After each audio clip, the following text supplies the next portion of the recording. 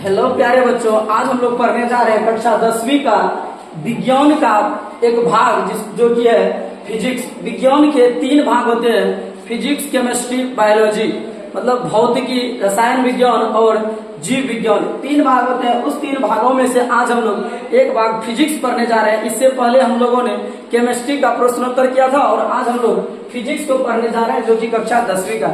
आज हम लोग फिजिक्स में कुछ बहुत ही महत्वपूर्ण प्रश्नोत्तर करेंगे, जो कि परीक्षा की दृष्टि से बहुत ही वीवीआई है। परीक्षा की दृष्टि से जो प्रश्न बहुत ही वीवीआई है, और हम लोग आज जो पढ़ने जा रहे हैं वह सब्जेक्टिव पढ़ेंगे।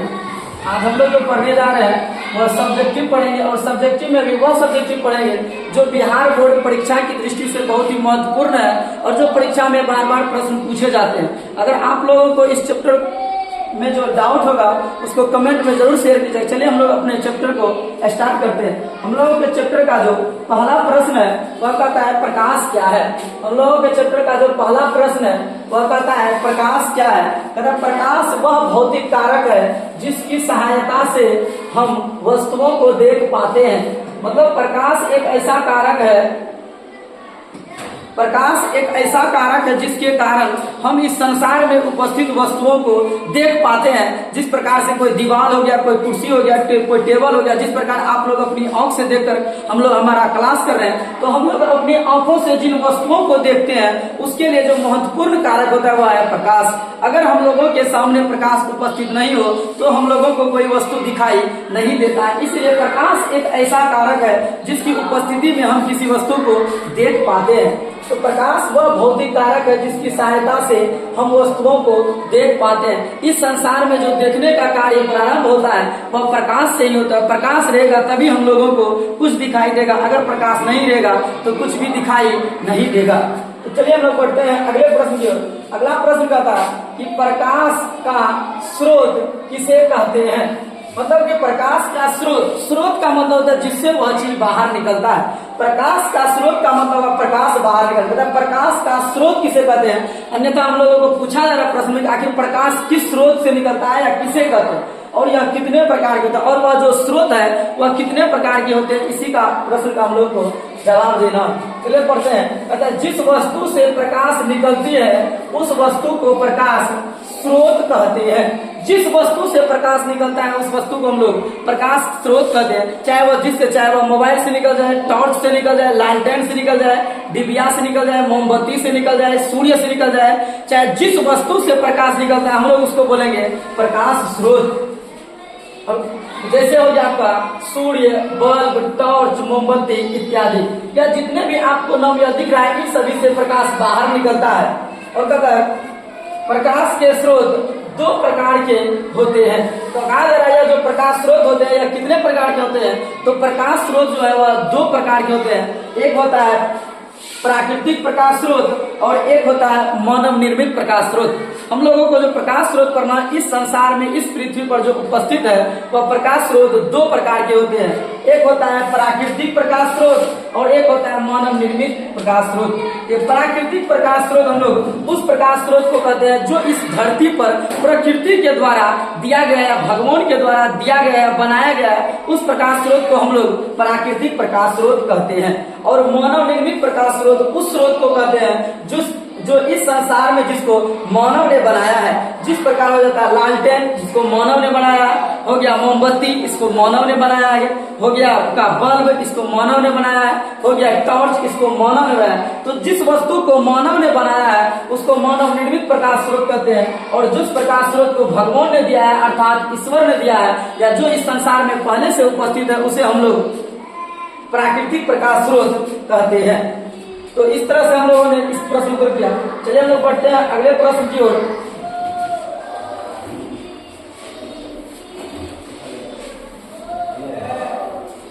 हम लोगों का जो अगला प्रश्न है वह प्रश्न कहता है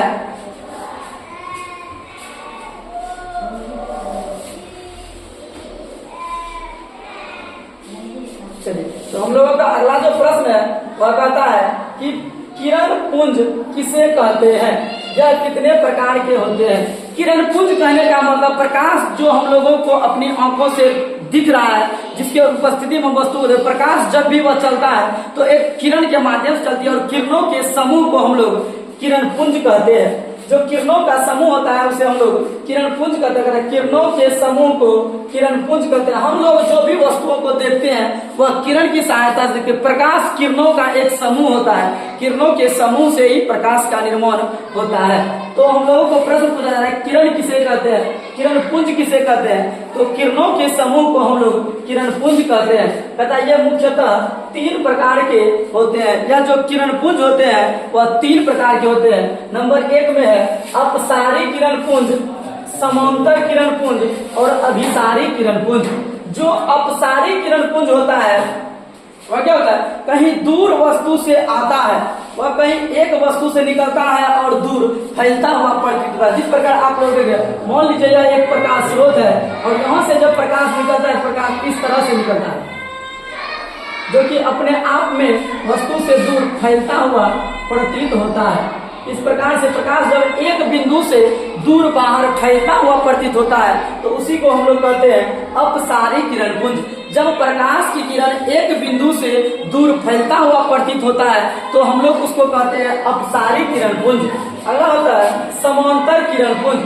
तो समांतर किरण पुंज हम लोग उस किरण पुंज को कहते हैं जब प्रकाश की किरण समांतर रेखा में गमन करती है। जिस प्रकार आप लोग इसको देख पा रहे हैं, मान लीजिए यह प्रकाश का एक किरण है और यह हमेशा समांतर में जा रहा है, एकदम सीध में जा रहा है, जो कि प्रकाश आपस में कभी नहीं मिलेगा। ऐसे प्रकाश के समूह को हम लोग समांतर किरण पुंज कहते हैं। और अगला है अभिसारी किरण पुंज। अभिसारी किरण पुंज उस किरण पुंज को कहते हैं जब प्रकाश की किरण कहीं दूर से आती है और एक बिंदु पर जाकर मिल जाती है। जिस प्रकार आप लोग देख रहे हैं यह तीनों प्रकाश आता है और यहाँ पर एक बिंदु पर मिल जाता है। तो जब प्रकाश की किरण कहीं दूर से आती है और एक बिंदु पर आकर सिमट जाती है या मिल जाती है तो उसे हम लोग बोलेंगे अभिसारी किरण पुंज। और जब प्रकाश की किरण एक बिंदु से दूर जाती हुई दिखेगी तब उसको बोलेंगे अपसारी किरण पुंज। और जब प्रकाश की किरण एक समांतर रेखा में गमन करती है जो कि आपस में कभी नहीं मिले तो ऐसे किरण पुंज को हम लोग बोलेंगे समांतर किरण पुंज। तो हम लोगों ने अभी हम लोगों ने किरणों के बारे में पढ़ा। चलिए हम लोग इसको मिटाते हैं और अगले प्रश्न की ओर बढ़ते हैं।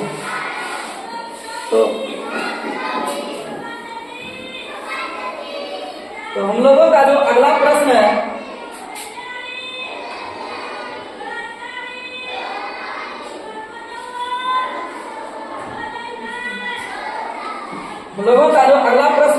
वह कहता है कि प्रकाश का परावर्तन किसे कहते हैं। प्रश्न है प्रकाश का परावर्तन किसे कहते हैं। देखिए परावर्तन का मतलब होता है किसी वस्तु से टकरा कर कोई लौट जाना, और हम लोग कर रहे हैं प्रकाश का परावर्तन क्या होता है कि जब प्रकाश की किरण किसी वस्तु या किसी माध्यम या किसी चीज से टकराकर या दर्पण से टकराकर जब वापस लौट जाती है तो इसी घटना को हम लोग बोलते हैं प्रकाश का परावर्तन।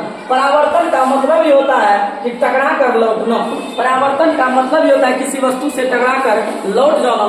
जिस प्रकार आप एक गेंद को दीवार में फेंकते हैं और गेंद दीवार से लगने के बाद पुनः वापस लौट जाता है तो इसी घटना को हम लोग कह सकते हैं परावर्तन। तो जब गेंद टकरा के वापस लौट जाएगा तो हम लोग उसको बोलेंगे गेंद का परावर्तन। लेकिन जब प्रकाश किसी वस्तु से टकराकर वापस लौट जाएगा तो हम लोग उसको बोलेंगे प्रकाश का परावर्तन। जिस प्रकार कहता है प्रकाश का किसी वस्तु से टकराकर वापस लौटने की प्रक्रिया को प्रकाश का परावर्तन कहते हैं। जब प्रकाश की किरण किसी बिंदु या किसी वस्तु से टकराकर वापस लौट जाती है तो इसी घटना को हम लोग प्रकाश का परावर्तन कहते हैं। चलिए लोग बढ़ते हैं अगले प्रश्न की ओर।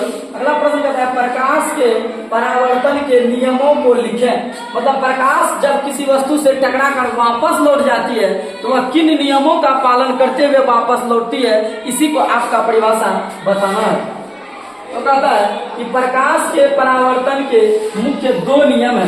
तो आपको पूछा जाएगा प्रश्न कि प्रकाश के परावर्तन के कितने नियम है, तो आप लोग को बोलना है प्रकाश के परावर्तन के 2 नियम है। प्रकाश के परावर्तन के अगर आपको प्रश्न पूछा जाए प्रकाश के परावर्तन के कितने नियम है तो प्रकाश के परावर्तन के 2 नियम है। इस तरह से आप लोगों को याद रखना। चलिए लोग पढ़ते हैं, कहता है कि प्रकाश के प्रवाह में दो नियम है, तो वह दो नियम कौन कौन है हम लोग उसको पढ़ते हैं। कहता है आपतन कोण परावर्तन कोण के बराबर होता है। जो आपतन कोण का, जैसे मान लीजिए यहाँ पर एक, मान लीजिए यहाँ एक वस्तु है या दर्पण है जिससे कि प्रकाश टकराकर वापस लौटेगी, तो इसमें मान लीजिए यहाँ से एक प्रकाश आया और यहाँ से टकराकर वापस लौट गया, तो प्रकाश इधर से आता है और टकराकर वापस लौट गया, और प्रकाश जिस बिंदु पर टकराता है उस बिंदु पर एक लंब खींचा जाता है जिसे हम लोग अभिलंब बोलते हैं। तो इस पर एक लंब खींचा गया है, इसी को हम लोग बोलते हैं, एक लंब खींचा जाता है जिसको हम लोग बोलते हैं अभिलंब। तो जब प्रकाश की किरण किसी सतह से टकराकर वापस लौट जाती है, तथा आपतन कोण का मान जो होता है वह परावर्तन कोण के मान के बराबर होता है। जिस प्रकार आप लोग को जो बीच में जगह दिख रहा है, यहाँ पर बनता है एक कोण और एक कोण बनता है यहाँ पर, तो मान लीजिए यह जो होता है आपतन कोण, इस बीच में जो कोण बना इसी को हम लोग बोलते हैं आपतन कोण, और जो यहाँ पर कोण बना इसको कहते हैं हम लोग परावर्तन कोण। तो और यह जो बीच में लाइन दिख रहा है, जो लंब डाला गया है प्रकाश के बीचों में, इसी को हम लोग कहते हैं अभिलंब। तो हम लोग बोल रहे हैं कि जब प्रकाश की किरण किसी वस्तु से टकराकर वापस लौट जाती है तो आपतन कोण का जो मान होता है वह परावर्तन कोण के मान के बराबर होता है। तो आपतन कोण को I से सूचित किया जाता है और परावर्तन कोण को R से सूचित किया जाता है। तो कोण I बराबर कोण R, यह होता है प्रकाश के परावर्तन का पहला नियम। प्रकाश के परावर्तन का जो पहला नियम है वह होता है कोण I बराबर कोण R। और दूसरा जो नियम होता है, आप लोगों ने देखा यहाँ से प्रकाश आया और इस बिंदु पर टकराया और फिर इधर से टकराकर वापस हो गया और यहाँ पर डाला गया अभिलंब। तो प्रकाश का आपतित किरण और यह जो प्रकाश निकला इसको, जो प्रकाश किसी वस्तु पर टकराती है उस किरण को हम लोग कहते हैं आपतित किरण। जो किरण किसी वस्तु पर आकर टकराती है उसे हम लोग कहते हैं आपतित किरण, और जो किरण टकराकर वापस लौट जाती है उसे कहते हैं परावर्तित किरण। तो जो प्रकाश किसी सतह पर आता है उसको हम लोग बोलते हैं आपतित किरण, और जो प्रकाश किसी सतह से टकराकर वापस लौट जाता है, जैसे आपको दिख रहा है एक किरण है यह सतह से टकरा रहा है, तो जो किरण आ रहा है सतह पर उसको बोलेंगे आपतित किरण, और जो सतह से लौट रहा है उसको बोलेंगे परावर्तित किरण। जो किरण वस्तु से टकराकर वापस लौट रहा है उसे बोलेंगे परावर्तित किरण। और आपतित किरण और अभिलंब के बीच बने कोण को हम लोग कहते हैं आपतन कोण। आपतित किरण और आपतित किरण और अभिलंब के बीच बने कोण को हम लोग कहते हैं आपतन कोण, जिसे हम लोग I से सूचित करते हैं। और परावर्तित किरण तथा अभिलंब के बीच बने कोण को हम लोग कहते हैं परावर्तन कोण, जिसे हम लोग R से सूचित करते हैं। तो प्रकाश के परावर्तन में जो पहला नियम होता है कोण I और कोण R बराबर होता है, यह प्रकाश का पहला नियम। अगला कहता है आपतित किरण, परावर्तित किरण एवं आपतन बिंदु पर खींचा गया अभिलंब तीनों एक ही तल में या एक ही सतह में होता है। एक ही सतह का मतलब है, मान लीजिए यह दर्पण है और यह दर्पण है और दर्पण का यह एक सतह है। इसी सतह पर देखिए आप यहाँ से आपतित किरण आया और इस सतह पर मिल गया, जो अभिलंब आया वह भी आके इसी बिंदु पर मिल गया, और जो परावर्तित किरण है वो भी इसी बिंदु पर मिल रहा है। जब तीनों एक ही बिंदु पर मिला इसी को बोलते हैं एक तल में। तो आपतित किरण, परावर्तित किरण का आपतन बिंदु पर डाला गया अभिलंब तीनों का होता है, तो एक ही सतह में या एक ही तल में होता है। यह है प्रकाश के परावर्तन का दूसरा नियम। और जिस बिंदु पर यह तीनों मिलता है इस बिंदु को हम लोग कहते हैं आपतन बिंदु।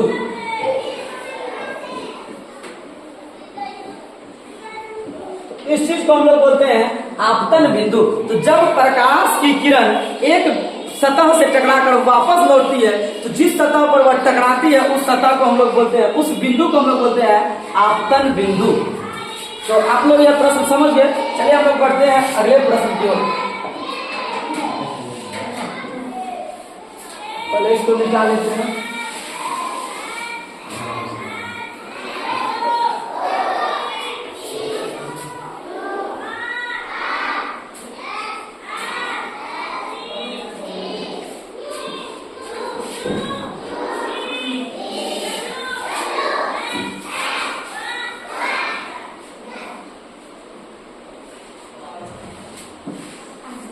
हम लोगों का जो अगला प्रश्न है वह कहता है कि प्रतिबिंब किसे कहते हैं? हम लोगों का जो पहला प्रश्न है प्रतिबिंब। प्रतिबिंब का मतलब होता है छाया। प्रतिबिंब का मतलब होता है छाया। जैसे हम लोग कभी धूप में चलते हैं और हम लोग का जो छाया बनता है उसी को हम लोग कहते हैं प्रतिबिंब।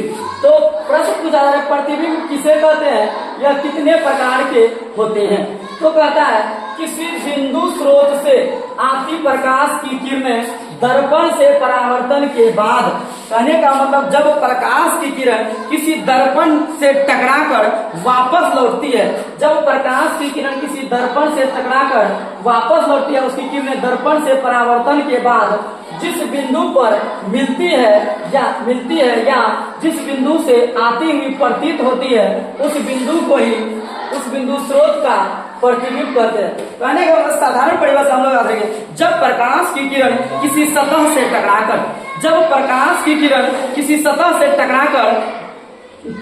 वापस लौटती है, तो वह जिस बिंदु पर मिलती है या मिलती हुई प्रतीत होती है, उस बिंदु को ही हम लोग उस वस्तु का प्रतिबिंब कहते हैं जिससे वह प्रकाश आती है। कहने का मतलब प्रकाश की किरण जब किसी सतह से या किसी दर्पण से टकराकर वापस लौटती है, तो वह जिस बिंदु पर मिलती है या मिलती हुई प्रतीत होती है, तो उसी बिंदु को हम लोग उसी बिंदु को हम लोग प्रतिबिंब कहते हैं। और यह जो प्रतिबिंब है यह मुख्यतः दो प्रकार के होते हैं।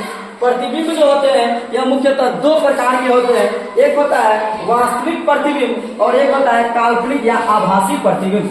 देखिए, वास्तविक प्रतिबिंब उस बिंदु को कहेंगे जब प्रकाश की किरण किसी सतह से टकराकर वास्तव में मिलती हुई प्रतीत होती है, तो उसको हम लोग बोलते हैं वास्तविक प्रतिबिंब। और जब मिलती हुई प्रतीत होती है डॉट डॉट लाइन से दिखाया जाता है, तो उसी को हम लोग कहते हैं काल्पनिक प्रतिबिंब या आभासी प्रतिबिंब कहते हैं। जब प्रकाश की किरण किसी सतह से टकराकर वास्तव में मिलेगी तो वास्तविक प्रतिबिंब, अब मिलती हुई अगर प्रतीत होती है डॉट डॉट लाइन से मिलता है, तो हम लोग उसको बोलेंगे आभासी प्रतिबिंब या काल्पनिक प्रतिबिंब कहते हैं।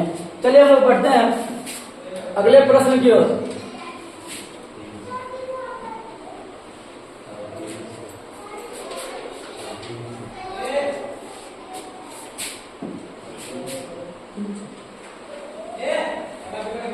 अगला हम लोगों का प्रश्न है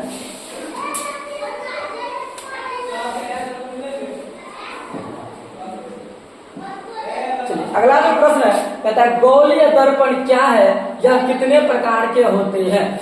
गोलीय दर्पण कहने का मतलब उससे साधारण उसी गोलीय से ही पता चलता है कि वह किसी गोलेकार का एक भाग होगा। गोलीय से ही पता चलता है वह गोला का एक भाग होगा। कहता है गोलीय दर्पण उस दर्पण को कहते हैं जिसकी परावर्तक सतह किसी खोखले गोले का एक भाग होता है। खोखले गोले कहने का मतलब मान लीजिए यह एक गोला है, और इस गोला से अगर हम यहां से काट के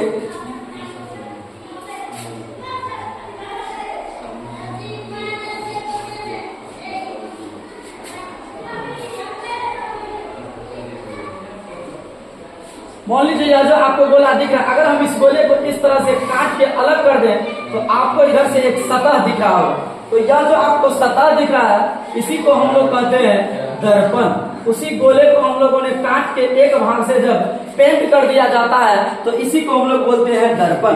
कहता है गोलीय दर्पण उस दर्पण को कहते हैं जिसकी परावर्तक सतह उस सतह को हम लोग कहते हैं जिस सतह पर कोई आके टकराता है या जिस सतह से प्रकाश टकराकर वापस लौट जाता है उसको हम लोग बोलते हैं परावर्तक सतह।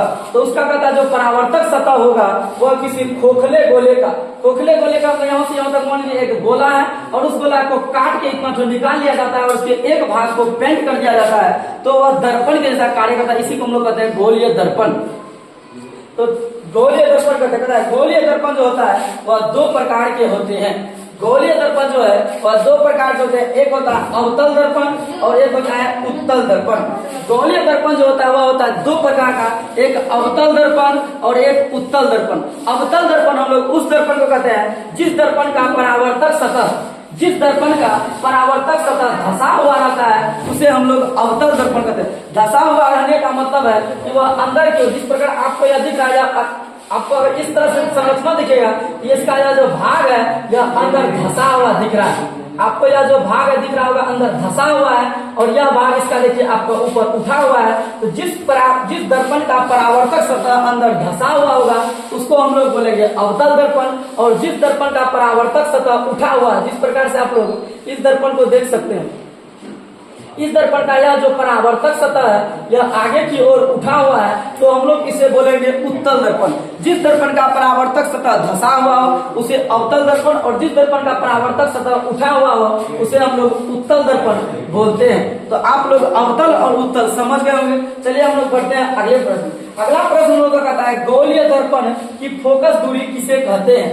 गोलीय दर्पण की जो फोकस दूरी, आपको यह दिख रहा है यह एक गोलीय दर्पण है, आप लोगों को जो यह दिख रहा है यह एक गोलीय दर्पण है, और कहा जा रहा है गोलीय दर्पण की फोकस दूरी किसे कहते हैं। तो कोई भी दर्पण है या कोई भी बिंदु हो, कोई भी सतह हो, उसका एक मुख्य अक्ष होता है, मुख्य बिंदु होता है। तो दर्पण का भी एक मान लीजिए यहाँ पर मुख्य बिंदु होता है जिसे हम लोग ध्रुव के नाम से जानते हैं। दर्पण के मध्य में एक बिंदु होता है जिसे हम लोग ध्रुव कहते हैं, और इसे P से सूचित किया जाता है। अब जब इस बिंदु से कहता है गोलीय दर्पण की फोकस दूरी किसे कहते हैं, तो गोलीय दर्पण के ध्रुव से, यही होगा गया ध्रुव। तो गोलीय दर्पण के ध्रुव से यहाँ से कुछ दूरी पर रहता है एक फोकस, और यहाँ से कुछ दूरी पर रहता है एक वक्रता केंद्र। वक्रता केंद्र को हम लोग C से सूचित करते हैं, और फोकस को हम लोग F से सूचित करते हैं। तो यही हो गया फोकस। जब फोकस और ध्रुव के बीच की यहाँ से लेकर यहाँ तक में जो आपको दूरी दिख रहा है, मान लीजिए अगर 5 सेंटीमीटर है तो यहाँ पर इसका फोकस दूरी जो जाएगा वो हो जाएगा 5 सेंटीमीटर। तो ध्रुव और फोकस के बीच की दूरी को हम लोग फोकस दूरी कहते हैं। तो दर्पण के ध्रुव और फोकस के बीच की दूरी को हम लोग फोकस दूरी कहते हैं, और फोकस को हम फोकस दूरी कहलाती है, और इसे F से सूचित किया जाता है। जो फोकस दूरी होता है उसे हम लोग F से सूचित करते हैं। इस चैप्टर के अंतर्गत हम लोगों ने आज 8 प्रश्नोत्तर किए, और आज इतना ही रहने दिए, विशेष कल पढ़ेंगे। धन्यवाद।